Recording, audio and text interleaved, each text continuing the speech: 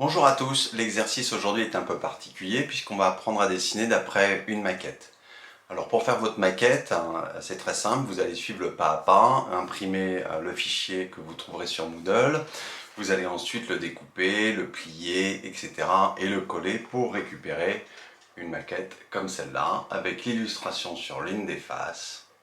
L'exercice va consister ensuite à photographier cette maquette sous différents angles pour récupérer une perspective qui vous intéresse. Ça peut être celle-ci, tout bêtement, quelque chose d'assez simple. Peut-être même une perspective avec 3 points de fuite en orientant le produit par rapport à votre appareil photo. Ça peut être également un produit qui peut être couché. Et vous pouvez, si vous avez deux maquettes, ou si vous imprimez deux maquettes, faire une composition avec vos deux maquettes. On va sélectionner une image et puis on va la reprendre ensuite sous Sketchbook. Donc je vous propose une perspective un petit peu audacieuse. Allez, comme celle-là. On prend? On garde celle-là ou peut-être celle-là? Tenez, j'ai bien envie de faire quelque chose comme ça, de sorte qu'on voit bien la capsule du dentifrice, le corps du dentifrice. Allez, on va l'orienter un petit peu pour voir toutes les faces et je vous propose ça. On prend en photo?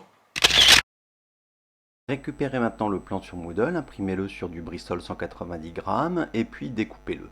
Maintenant nous allons marquer le pli des arêtes avec une règle et un cutter, mais en utilisant le côté de la lame qui ne coupe pas. On marque le papier en appuyant très légèrement, attention pas trop fort sinon vous allez casser le papier.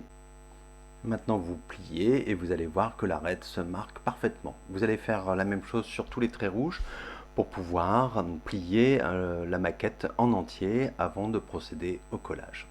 Avant cette étape importante, vérifiez bien que toutes les languettes s'adaptent bien sur votre format et que les pliages sont correctement faits. Bon, personnellement, j'utilise de la colle blanche multi-usage que je vais poser avec un pinceau qui n'est pas beaucoup plus large que les bandes à recoller. Sinon, ça devient un peu compliqué.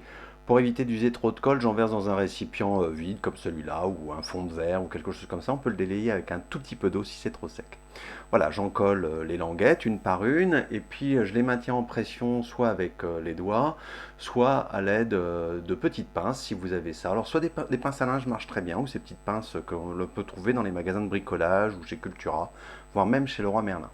Vous maintenez le tout en pression, vous posez les pinces et vous laissez reposer 2-3 minutes. Une fois que c'est fait, nous allons maintenant en coller la dernière partie de la maquette qui est la plus compliquée avec les 3 bandes à en coller.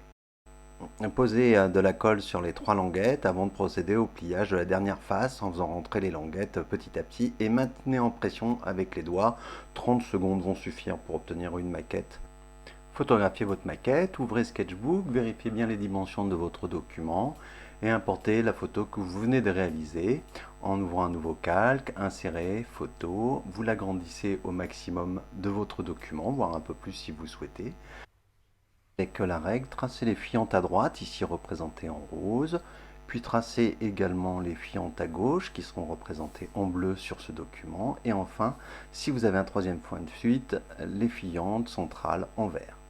Sélectionnez l'outil perspective à 3 points de fuite et positionnez le troisième point de fuite tout en bas de votre produit. Ça va vous permettre de trouver facilement les points de fuite à gauche puis à droite. Vous vérifiez avec le troisième point de fuite vers le bas, vers le centre, que vos fientes à droite et à gauche se positionnent correctement. Vous ajustez.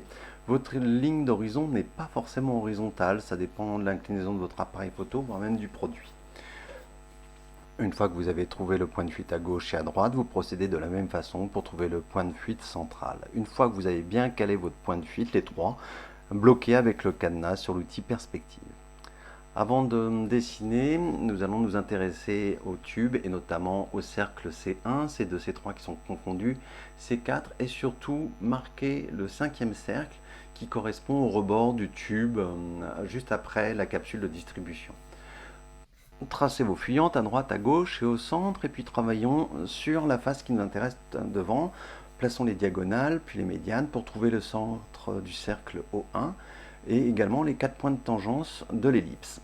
Nous avons le centre du cercle, l'axe sur lequel on va orienter notre ellipse et maintenant il s'agit de positionner l'ellipse avec le petit axe sur l'axe du cylindre et trouver la grandeur, le rayon de l'ellipse et son ouverture pour faire en sorte qu'elle coïncide avec les 4 points de tangence qui nous intéressent. On se souvient qu'il vaut mieux caler cette ellipse sur les 3 points qui sont le plus vers nous, éventuellement quitte à la faire dépasser légèrement vers l'arrière. Voilà qui est fait. Une fois votre ellipse calée, vous la tracez et immédiatement vous vérifiez les tangences avec les 4 points qui sont les milieux de chaque segment. Vous inscrivez quelque part la valeur de cette ellipse parce que ça nous servira pour tracer la capsule. La première opération consiste à trouver le centre de ces cercles sur l'axe vert qui passe par O1. La médiane de la face devant nous, nous repérons les centres de chaque cercle, puis une fuyante à gauche et à l'intersection avec l'axe, nous trouvons les centres de chaque cercle, donc O2, O3, O4 et même O5. Pour l'ellipse centrée en O1, nous avons beaucoup d'informations, il nous manque juste le rayon. Donc en haut et en bas de la capsule, nous faisons passer une fuyante à gauche, intersection avec la médiane, nous donne le rayon de cette ellipse. 33 degrés, nous traçons, nous gardons, voici la première ellipse.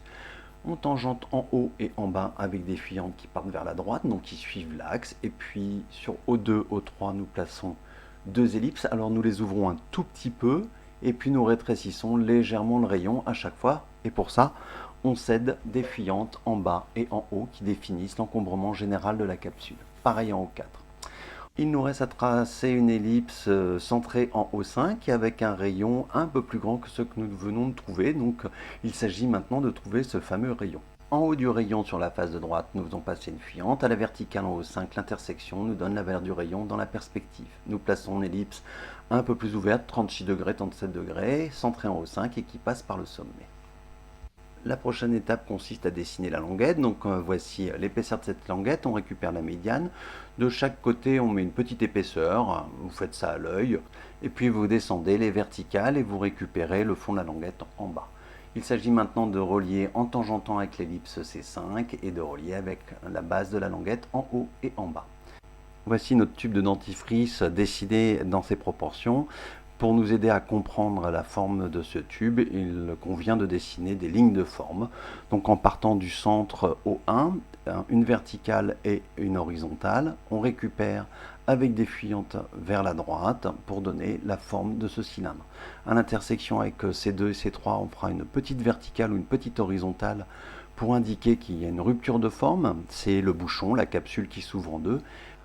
Pour faire une ligne de forme entre C4 et C5, on place en O5 une verticale et une horizontale et on récupère à l'intersection avec l'ellipse C5. On procède à des petits arrondis en récupérant les lignes de forme placées en C4 puis en C5. Il nous reste à relier maintenant la ligne de forme sur C5 avec le centre de la languette, ici, et que nous traçons. Toujours en trait très fin, et nous allons procéder de la même façon à l'horizontale sur ces 5 en récupérant le centre de la languette. Voilà la géométrie générale de vos tubes dentifrice. Il reste à dessiner maintenant les détails.